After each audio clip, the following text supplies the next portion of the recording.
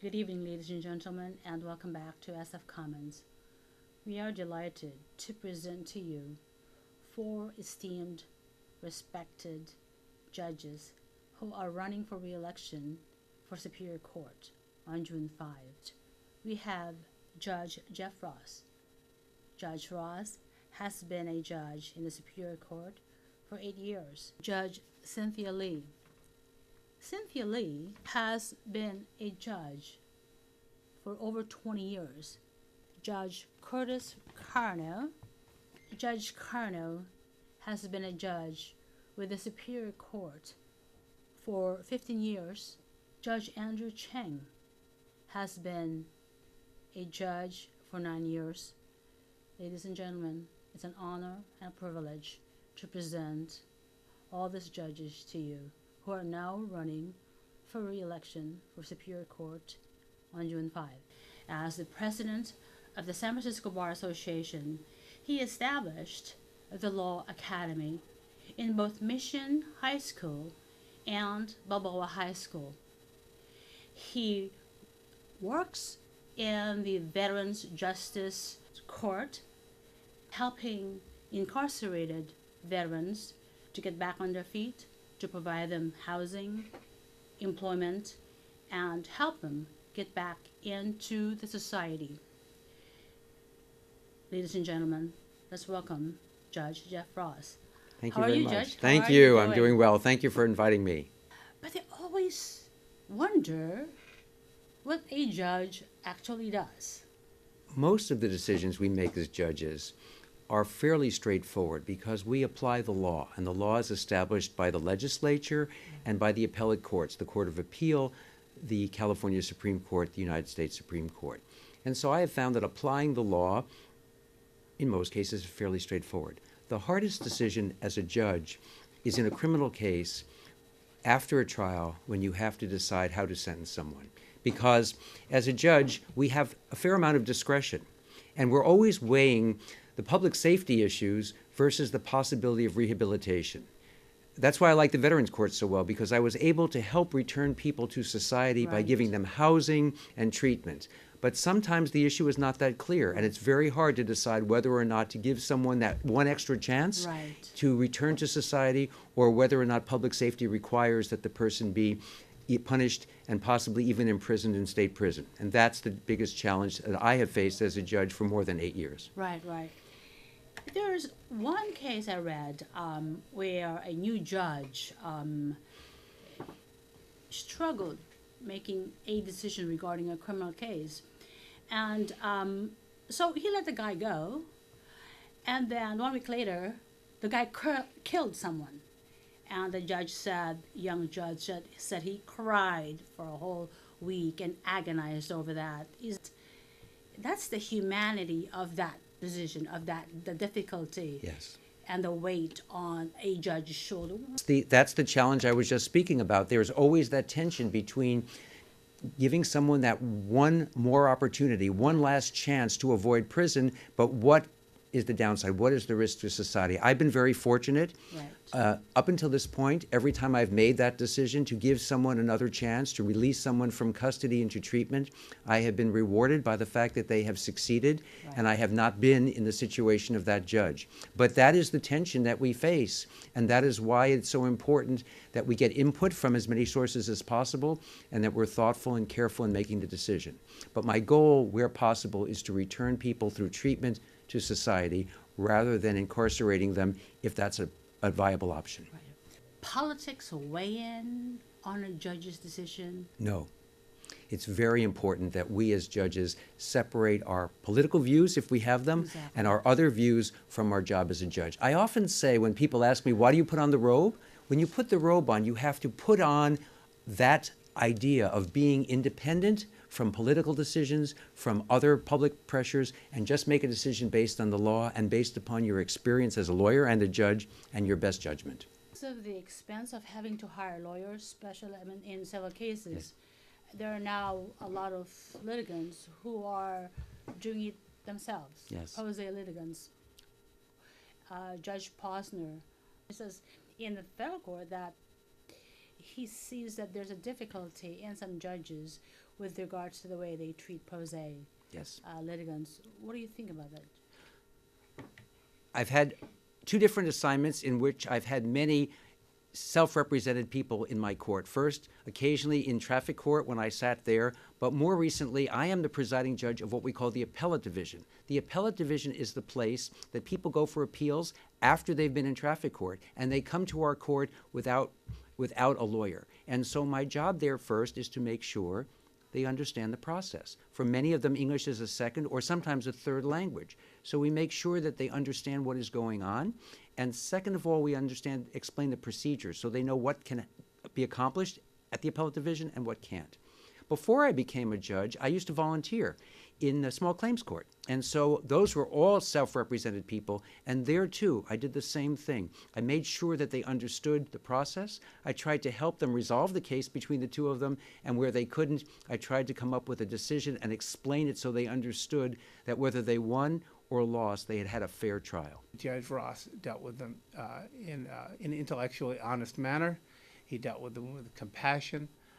He was respectful, yet firm, and treated everyone from whatever background whatsoever fairly. In my mind, he represents the very, very best of San Francisco and San Francisco values. I think Judge Ross is a wonderful jurist. I look forward to appearing in front of him for many years to come. Judge Cynthia Lee has been a judge with the Superior Court for over 20 years and has handled over thousands of cases involving civil and criminal cases. She's a daughter of an immigrant family. Her father used to run a laundromat, and she's the first Asian woman who served as a presiding judge in our Superior Court. She's well respected in the community, and let's welcome Judge Lee. How are you doing, Judge? I'm fine, Myrna. Thank you. Thank you for having me here with you this afternoon. It's a pleasure. What is the most difficult decision you've ever had to make as a judge? I think a criminal case that I had when I was in the criminal division, which involved a mom who tried to kill herself and her two children, was a very difficult case for me because I'm a single mom and I've raised two sons here in the city, and it just was difficult because a lot of her friends came forward and said that she was a perfect mom and had done really wonderful things in the community, and yet she tried to do that. And in fact, one child died and the other one survived. And it was difficult just emotionally because the remaining parent, the dad, wasn't angry with her, but grieving. And the child, of course, was traumatized. It was just a difficult case, probably from the perspective of being a mom myself and knowing how much I love my children. Right. Do you think politics play a part at all in your decision-making process as a judge? It has no place in the courtroom. We make our decisions based upon the facts and based upon the law.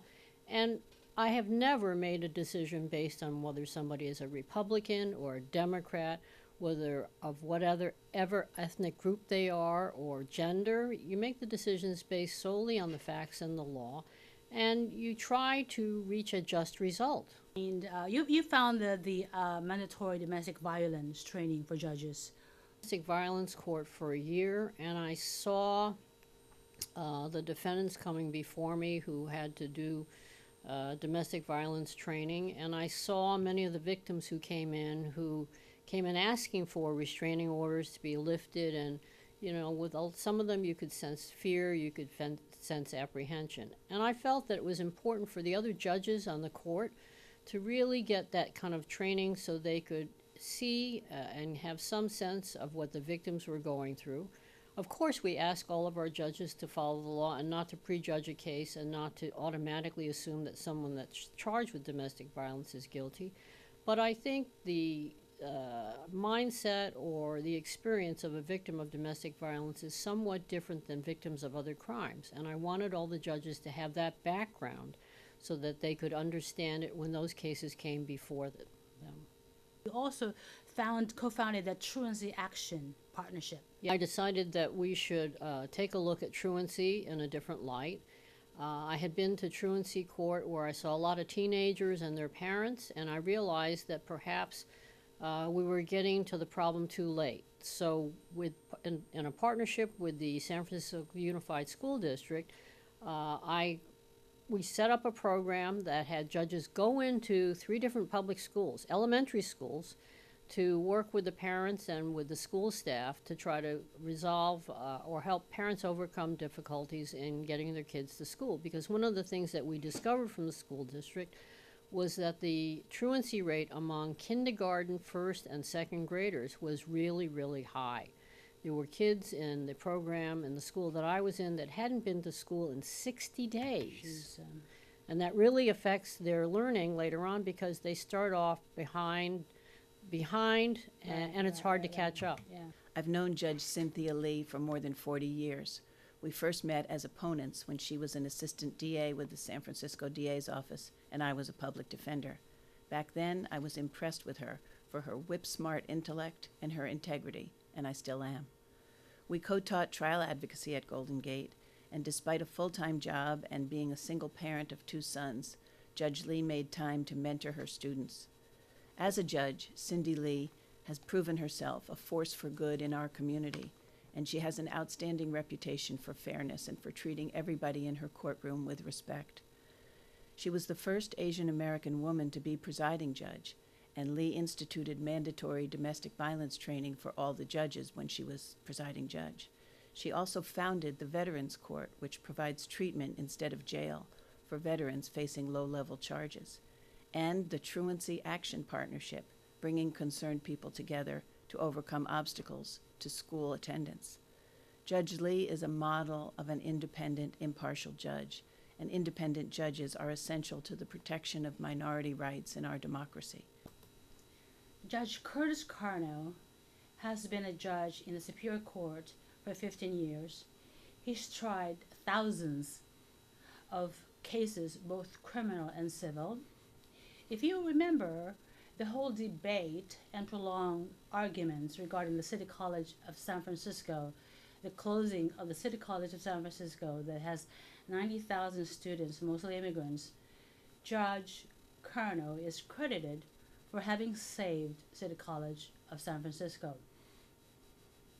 And he also is credited for having written the paper on the bail reform, which is now under litigation in both state and federal. What is the most difficult case that you've had to make a decision on? There are really 3 things that come to mind. When I was doing criminal work, the most difficult issues there are setting bail and sentencing. When you're setting bail, you have a limited amount of information about people. You have a limited amount of information about the alleged offense that's involved, and you have to make decisions on the spot which result in people either being incarcerated while they're waiting for their trial or being released.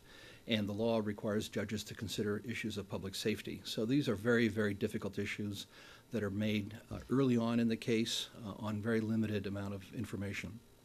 At the end of a criminal case, there's sentencing. These are also extremely difficult sorts of decisions to make, where you have to weigh, on the one hand, danger to the public, you have to weigh rehabilitation goals, you have to weigh punishment goals, and you have to weigh the seriousness of the offense. And then you also have to take in consideration, obviously, the life and the future of the defendant who is in your hands. Judges have some leeway in what kind of sentencing to impose, and those are very difficult situations. But I've been doing civil work, really, for the last 10 years or so, and there I think probably one of my most difficult decisions was the City College case that you were talking about in the opening.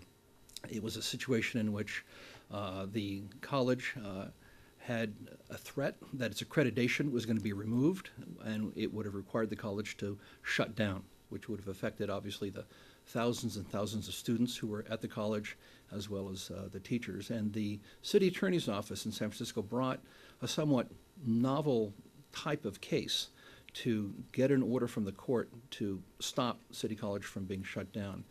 It was a difficult case because a lot of the legal theories were very intricate, very complicated, and to some extent they were novel, and they required a lot of independent thought. We had hearings at which many, many hundreds of people attended, and after I took the matter under submission, I wrote a very long order. It's about 80 pages or so, going through all of the difficult and complicated legal theories that were at issue in the case. And I concluded in the end that there was a reason to issue an injunction, and I stopped City College from being shut down. That had the result of giving the college a little bit of breathing space, a little bit of breathing room, so that they could get their house in order. And as it turned out, that's exactly what happened. They were able later on to satisfy the accrediting agency, and today City College is thriving in San Francisco to the benefit of everybody who attends City College, the teachers, and their union. So it was a very, very difficult and novel case, and it's one that stands out in my memory. You're an expert on complex, complicated litigation, antitrust matters. I was reading an article written, an interview with Judge Posner. He said that antitrust is dead. Can you? He said that Antitrust laws no longer exist, and if you look at the merger of big corporations, Amazon acquiring Whole Foods, Telecommunications Act, and what it has done with the media. You have 5 corporations controlling 90% of the world's media. Can you comment on that? I can't comment on the specific cases, but I can say some things about this issue. I've been doing antitrust law since the early 1980s. I started off my career in a law firm, a plaintiff's law firm. We brought antitrust lawsuits, suing companies for antitrust violations. I've been on both sides of antitrust lawsuits, and actually the last case I had as a lawyer before I became a judge was suing Microsoft for antitrust violations that were hurting the consumer, and that case resolved satisfactorily to the plaintiff. So I have a lot of familiarity with antitrust law, both at the state and the federal level, and I'm acutely aware of the issues that you're talking about, which are the extent to which corporations are or are not allowed to combine and gather their forces together, and the impact that that has on consumers. Antitrust law is enforced really in 2 different ways. One is by the government, and the other is by private lawyers, as I was. I both brought and defended some of these antitrust cases.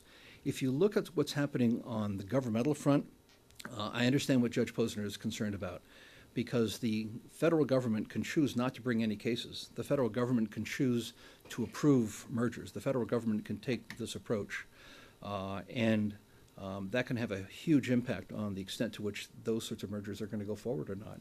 But it's also important to understand that in the United States, unlike really almost any other country in the world, we have the ability as citizens, we have the ability as consumers, we have the ability as, if we're a competitor to one of these large corporations, we have the ability to invoke the court system on our own. We don't need the federal government's permission to do this, and these things can be challenged. As long as we have an independent judiciary and we have people who are serious and we have people who are knowledgeable about this area and who are attuned to the risks that are posed by some of these mergers and some of the benefits as well that you get sometimes, that we have a place where these things can get resolved, even if it's the case that the government, the federal government, whoever is in power at the time, has decided not to bring any action. We still have our courts in the United States where individuals can get relief, and I think that's very, very important. Judge Karnow is an extraordinary man. He is the definition of integrity. His incomparable intellect, thoughtfulness, and fairness. My colleagues and I look at Judge Karnow as what we call a judge's judge, somebody we turn to when we have the most difficult legal, procedural, and ethical problems. He helps us to sort out thorny issues, and he does it with great kindness and patience. He is somebody who has a vast knowledge of California law. In fact, he is the author of the most important book on California civil procedure, which I refer to many times a day in my work as a judge. In Judge Karnow's current assignment as a complex litigation judge, he handles some of the most difficult and complicated cases throughout the state of California. Only those with exceptional skill are able to handle such cases, and he does it with such ability that all San Francisco Superior Court judges and all those who know him are great admirers of his. One of the cases that he handled in the complex litigation department involved the accreditation of San Francisco City College. As you may know, at one point, San Francisco City College was in jeopardy of being closed down by the Accreditation Committee. As a result of Judge Karnow's decisions, City College has remained open and now is no longer in jeopardy of being closed down. Judge Karnow has handled many other assignments, and he's done them all equally well. In the courtroom, his only guides are the law and the facts. He is not influenced by politics or by who he knows, who's the wealthier or the less wealthy party. All of that is irrelevant to Judge Karnow. He plays it by the book, and that's why he is so well admired by my colleagues and myself. Judge Karnow has written many books in addition to the book about civil procedure, which I have told you. He is an expert in many areas of the law, including technology in the courtroom, judicial ethics, and bail reform. He is somebody that Californians are so incredibly lucky is sitting on the bench. A vast knowledge of California law, procedure, and ethics, which he brings to bear every day in handling some of the most difficult work that a judge can do. I know I speak on behalf of all San Francisco judges, all Court of Appeal judges who review his work, and judges throughout the state of California to say that Judge Karnow is the very model of the person that we want to call a colleague and to be sitting on the bench. And we are so proud that he has been a judge for these many years and know that he will continue to serve with great distinction for years to come. Judge Andrew Chang has been a judge in the San Francisco Superior Court for 9 years. He has handled thousands of cases, civil, criminal, and probate. Judge Chang is a son of Chinese immigrants from the Midwest. And let me tell you some of his major accomplishments, having worked in the city attorney's office as well. In a case against a notorious San Francisco landlord. He also helped to achieve a $500 million settlement from a tobacco companies that resulted in the renovation of the Laguna Honda Hospital. Since his appointment to the San Francisco Superior Court in 2009, Judge Cheng has presided over criminal, civil, and probate cases, including the Robin Williams Trust case. In 2016, he issued a ruling that sided with veterans who argued they were being pushed out of the War Memorial Veterans Building. This ruling allowed veterans to continue the use of the San Francisco War Memorial at no cost. He also expanded the use of assisted outpatient treatment for those suffering from mental illnesses at San Francisco General Hospital. So welcome, Judge. How are you, sir? Well, it's a pleasure to be here. Thank you. Let's talk about, a lot of people don't really know what judges do. What is the most difficult decision you've ever had to make as a judge? Some of the most difficult cases have been the San Francisco General Hospital mental health cases involving schizophrenics or those with very serious mental illnesses. And the decision we need to make is whether they need to stay in a one-year confinement in either a mental ward or some other situation like an assisted outpatient treatment. And we're balancing, obviously, the individuals who are in San Francisco General Hospital and their freedom versus the public safety if they were released. So those are agonizing decisions, very difficult. I would say the other difficult one would be where we have family members who are appointed as a conservator, and they're responsible for life and death decisions. And sometimes we'll have other family members who oppose the right to die, and balancing those interests among the family members.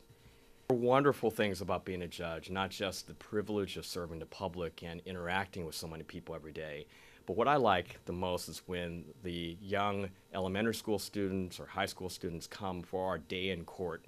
And that's a chance where, especially fifth graders or younger, come to the courtroom for the first time, meet with us, see the courtroom, and get to talk with me about their thoughts, ask their questions.